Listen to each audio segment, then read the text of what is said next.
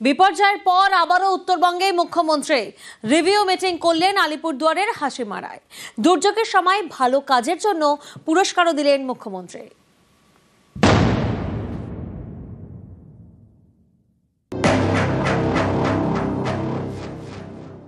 আজকে আলিপুরদুয়ারে হাসিমারায় যাব, ওখানে আমার রিভিউ মিটিং করব। তারপরে করার পর আজকে আমি হাসিমারায় থেকে যাব, কালকে আমি ওখান থেকে নাগরাকাটায় যাব, আরো কয়েকটা অঞ্চলে যাব। ওটা করতে করতে আবার রাত্রি হয়ে যাবে, তারপর উত্তরকন্যায় ফিরবো। পরের দিন আমার মিরিকে, যেখানে ডিজাস্টার হয়েছে সেখানে যাব। মিরিক থেকে আমাকে দার্জিলিং যেতে হবে। দার্জিলিং আমি একদিন থাকবো, কারণ ওখানে আমাকে দার্জিলিং কালিম্পং নিয়ে, মিরিক যেহেতু দার্জিলিং এর মধ্যে পড়ে, আমাকে একটা রিভিউ মিটিং করতে হবে তার পরের দিন করে। আমি তার পরের দিনই ফিরে আসবো উত্তরকন্যায়। শুক্রবার দিন আমি কলকাতায় ফিরে আসবো।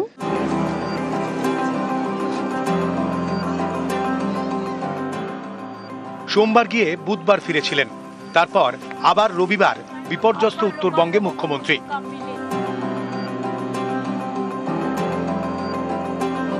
এদিন হাসিমারায় নীলপাড়া কমিউনিটি হলে প্রশাসনিক আধিকারিকদের সঙ্গে বৈঠক করেন মুখ্যমন্ত্রী। ত্রাণ এবং পুনর্বাসনে বেশি নজর দিতে নির্দেশ দেন। সেটা কতটা হয়েছে? রোড ম্যাম প্রচুর রাস্তা ড্যামেজ হয়েছে পুরো এলাকাতে ম্যাম। তো একসাথে করা সম্ভব না, আস্তে আস্তে আস্তে আস্তে দেখতে হবে। বিপর্যয়ে ভালো কাজের জন্য 8 জনের হাতে পুরস্কার তুলে দেন মমতা বন্দ্যোপাধ্যায়। Mohammad Ali, forest guard, Madarihat. আমি অভিনন্দন জানাই যে ঘটনা জল আসবার আগে এরা ইভাকুয়েট করে দিয়েছিল, ফলে এখানে জীবন হানিটা হয়নি। যে জায়গাগুলো ক্ষতিগ্রস্ত হয়েছে তার ফুল সার্ভে করে ডিএম একটা রিপোর্ট তৈরি করেছে, সিএস এর কাছে যাবে। এবং কিছু মানুষ যারা জীবনের ঝুঁকি নিয়ে কাজ করেছে, খুব নিচু তলার, এবং তারা না থাকলে হয়তো অনেক মানুষ বিপদে পড়তো, তাদের এখানে 8 জনকে পুরস্কৃত করা হলো। আলিপুরদুয়ারের হাসিমারায় সুভাষিনী চা বাগান তোরসার স্রোতে ভয়ঙ্কর ক্ষতিগ্রস্ত হয়।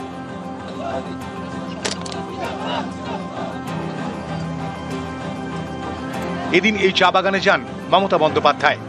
চা শ্রমিকদের হাতে তুলে দেন ত্রাণের জিনিসপত্র।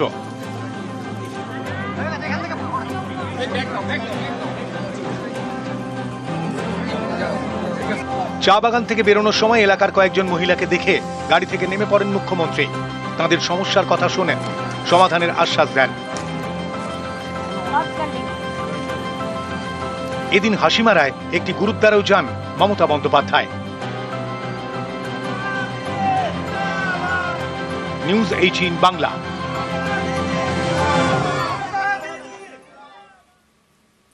উত্তরবঙ্গে বৃষ্টি, বিপর্যয়, জলঢাকার জলে তলিয়ে গিয়েছে সর্বস্ব। ময়নাগুড়ির বেশ কয়েকটি গ্রাম এখনো বিপর্যস্ত। কারোর বাড়ি হেলে পড়েছে, কারোর বাড়ি মাটিতে মিশে গিয়েছে। ঘর হারিয়ে ত্রিপলের ঘরই এখন ঠিকানা। দার্জিলিংয়ের দুধিয়ার গ্রাম পর্যটক শূন্য, একের পর এক হোমস্টে বন্ধ। দেখুন।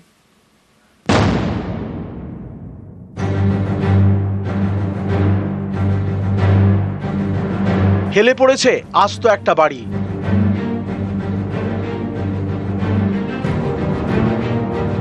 ঘরে বড় বড় ফাটল, ভেঙে চড়ে গিয়েছে জানলা দরজা। যখন তখন ভেঙে পড়তে পারে বাড়িটা। বিপর্যস্ত জলপাইগুড়ির গ্রাম ময়নাগুড়ির হরিহর ভিটায় এভাবেই ভিটে মাটি হারিয়ে ত্রাণ শিবিরে থাকছেন কয়েকশো জন। জলঢাকার জলে তলিয়ে গিয়েছে তাদের সর্বস্ব। জল ঢুকে এই পরিস্থিতি। নিজের বাড়ি দেখে নিজের কি ভয় লাগছে? হ্যাঁ, ভয় লাগছে। কেন এই বাড়ি যেভাবে হাইলারিছে, কোন সময় বাড়ি ভাঙ্গা পড়ে আর কোনো ঠিক নেই।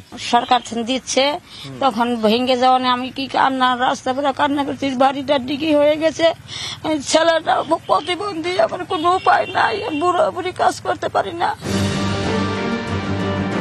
গ্রামের যে রাস্তা, সেখানে দেখতে পাওয়া যাচ্ছে যে রাস্তার একাংশ তো ভেঙে বেরিয়ে গিয়েছে এবং সেখান থেকে জল এসে একেবারে ধাক্কা মারে হচ্ছে এই বাড়িতে। ফলে বাড়ির দেওয়াল ভেঙে বেরিয়ে যায়, ভিত ভেঙে বেরিয়ে যায় এবং এভাবেই হেলে পড়ে রয়েছে বাড়ি। তবে এখন যা পরিস্থিতি এবং মাঝে মাঝে যেহেতু বৃষ্টি হচ্ছে এবং যে পরিস্থিতির মধ্যে তাদেরকে থাকতে হচ্ছে, তাতে তারা বেশ আতঙ্কে।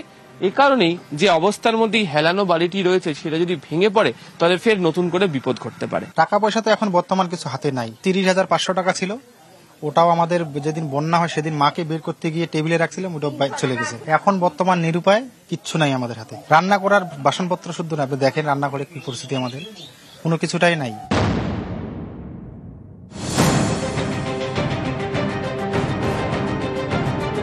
ময়নাগুড়িতে জলঢাকা ঘেঁষা আরো দুটি গ্রাম, খাটোর বাড়ি এবং তারার বাড়ি। এই দুই গ্রামেও একই ছবি। জলঢাকার জল গ্রামে ঢুকে ভাসিয়ে দিয়েছে সর্বস্ব, মাটিতে মিশে গিয়েছে প্রায় 50টি বাড়ি। ঘর হারিয়ে ত্রিপলের ঘরে প্রায় 700 গ্রামবাসী। সব ভাসে নিয়ে গেছে, আমরা তো গরিব মানুষ, কি করে দিন কাটাবো এই গরমের মধ্যে, কবে ফিরবো জানি না। ক্লিনিং করতে পলি পড়ে গেছে, সেটা করতে একটু সময় লাগছে। আমাদের সিভিল ডিফেন্সের ছেলেরা, পুলিশের তরফ থেকেও বিভিন্ন টিম লেবার এনগেজ করা আছে, যাতে যত সম্ভব ঘর ঠিক করে ওদের ঘরে পাঠানো যায় সেই চেষ্টা আমরা করছি।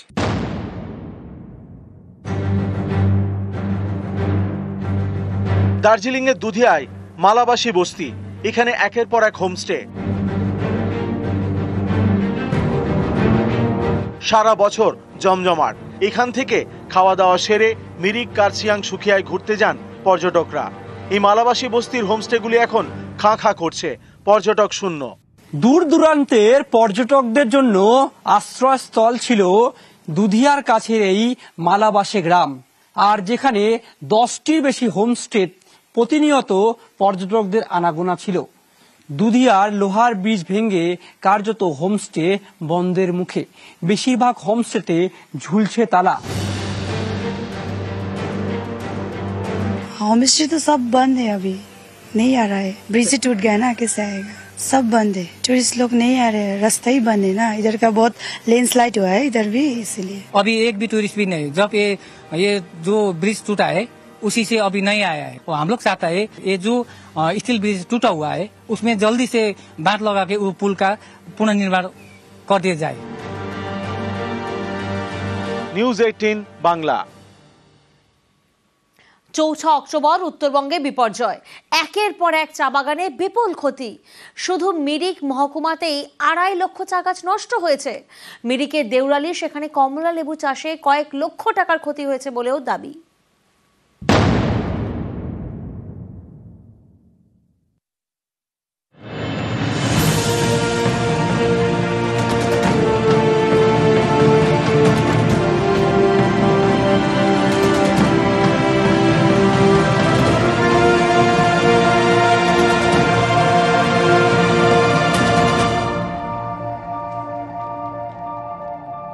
পাহাড় আর মেঘের মাঝে সবুজ চাদর, চা বাগান, ঠিক ছবির মতো। 4 অক্টোবরের বিপর্যয়ে এই ছবিটাই বদলে গিয়েছে। ছোট্ট ছোট্ট চা পাতার উপর দাঁড়িয়ে পাহাড়ের অর্থনীতির একটা বড় অংশ। 4 অক্টোবরের দুর্যোগে এই চা উৎপাদনে বিরাট ক্ষতি দার্জিলিংয়ের মিরিক মহকুমায়।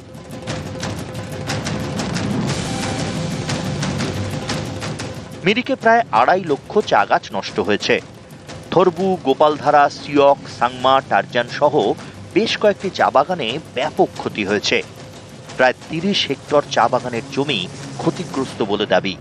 প্রাথমিক হিসাবে প্রায় 2.5 লাখ চা গাছ নষ্ট হয়েছে। এই ধসে চাপা পড়েছে চা শ্রমিকদের আবাসনও। কয়েক কোটি টাকার লোকসান এই চা শিল্পে।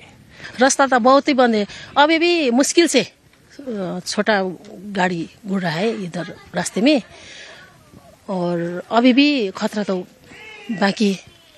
और हमारे यहाँ पर जो बगान का वो मेन रोड है वहाँ पर तो बिल्कुल ही बहुत मुश्किल हो रहा है। 8 থেকে 10 বছর মতন সময় লাগে একটা চারা যদি আজকে লাগানো হয় তার থেকে আবার উৎপাদন নিতে। তো সেক্ষেত্রে দাঁড়িয়ে বলবো যে এই ক্ষয়ক্ষতি থেকে যে ঠিক কবে বেরিয়ে আসতে পারবো এই মুহূর্তে বলা ভীষণভাবেই দুষ্কর। অক্টোবর মাস, কমলা লেবুর সিজন, গাছ ভর্তি লেবু, আর মাসখানেকের মধ্যেই মিরিকের কমলা লেবু পৌঁছে যেত শিলিগুড়ির মার্কেটে, সেখান থেকে রাজ্যের নানা প্রান্তে। তার আগেই বড় ধাক্কা মিরিকের দেউরালি, কমলা লেবুর গ্রাম বলে পরিচিত। শনিবার দুর্যোগে কমলা লেবু চাষেও বিরাট ক্ষতি। বাদারে খোলা নদী, সে তার গতিপথ পরিবর্তন করে ঢুকে পড়ে এই কমলা বাগানে।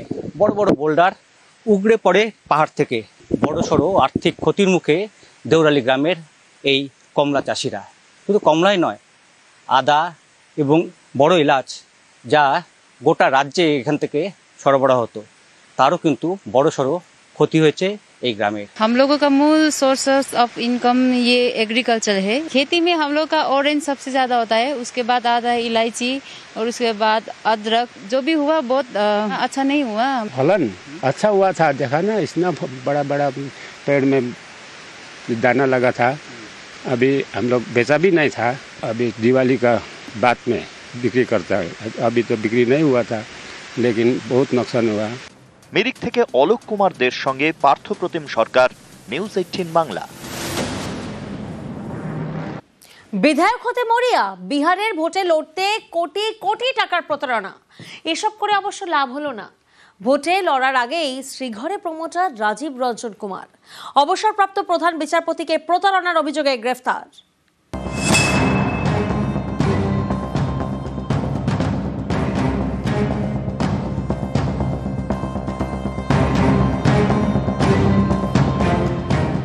কোটি কোটি টাকার প্রতারণা, সেই টাকা নিয়ে বিহারের ভোট ময়দানে অবসরপ্রাপ্ত বিচারপতিকে প্রতারণার অভিযোগে গ্রেপ্তার প্রমোটার।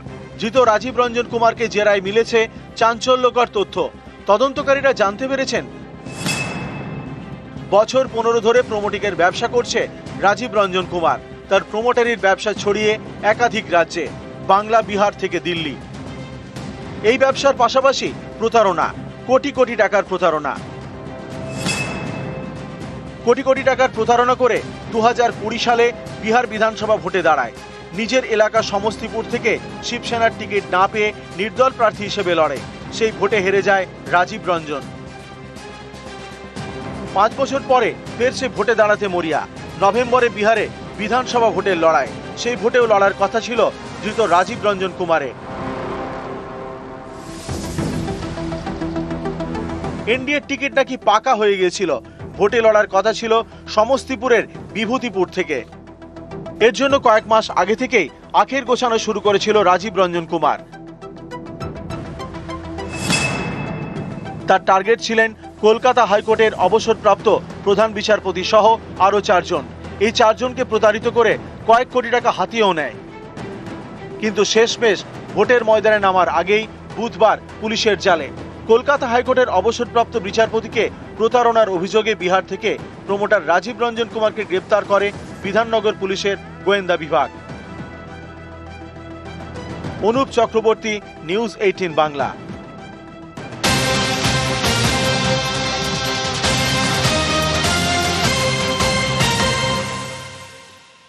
আর আজ পুলিশের সাব ইন্সপেক্টর পদের পরীক্ষা ছিল, আর সেই পরীক্ষায় টোকাটুকির ছক। সাব ইন্সপেক্টর পরীক্ষায় টুকলির ছক বানচাল করল পুলিশ। নকশালবাড়িতে গ্রেফতার করা হয়েছে 2 পরীক্ষার্থীকে। বিশ্বজিৎ প্রতিনিধি আমাদের সঙ্গে রয়েছেন। বিশ্বজিৎ, আজ যে রাজ্য পুলিশের সাব ইন্সপেক্টর পদের প্রিলিমিনারি পরীক্ষা ছিল, সেখানে টোকাটুকির ছকের জন্য যাদেরকে গ্রেফতার করা হয়েছে সেই 2 পরীক্ষার্থীর পরিচয় কি? দেখো, ধৃতরা দুজনেই মালদার পরীক্ষার্থী। মালদা থেকে তারা আজকে নকশালবাড়িতে এসেছিলেন। নকশালবাড়ি হাতিদিসা হাই স্কুলে তাদের পরীক্ষা কেন্দ্র ছিল এবং পরীক্ষা কেন্দ্রের আগেই কিন্তু রাজ্য পুলিশের পক্ষ থেকে নিরাপত্তা ব্যবস্থা জোরদার ছিল এবং সেখানে কিন্তু যে সেখানে যে তল্লাশি হয়, সেই তল্লাশিতে কিন্তু 2 জনকে গ্রেপ্তার করা হয়। মোহাম্মদ মুবাসির এবং রুবেল এসকে 2 জনকে কিন্তু গ্রেপ্তার করা হয় এবং তাদের কাছ থেকে নকল চিরকুট উদ্ধার করা হয়েছে, যা কিন্তু এই পরীক্ষার ক্ষেত্রে একেবারে বেআইনি। পুলিশ গোটা ঘটনায় শতপ্রণীত মামলা করেছে এবং তাদেরকে আগামীকাল শিলিগুড়ি মহকুমা আদালতে তুলে রিমান্ডে নেবে পুলিশ। ধন্যবাদ। হাতিগিসা হাই স্কুল যেটা আছে নকশালবাড়ির আন্ডারে, ওটা একটা এক্সাম ভেন্যু ছিল। ওখানে ক্যান্ডিডেটদের ফিজিক্যাল ফ্রিস্কিং এর সময় 2 জনকে ডিটেন করা হয়, যাদের কাছে কিছু ওই উত্তরপত্রের কপি ছিল আর কি, মানে তারা নকল করার উদ্দেশ্যে কিছু জিনিস সঙ্গে নিয়ে এসেছিল। এদের 2 জনের বাড়ি হচ্ছে মালদাতে। একজনের নাম এমডি মুবাসির, একজনের নাম রুবেল শেখ। তো এদেরকে আমরা ওখান থেকে ডিটেন করে তারপরে অ্যারেস্ট করি, সুমোটো কেস করা হয়েছে। এদেরকে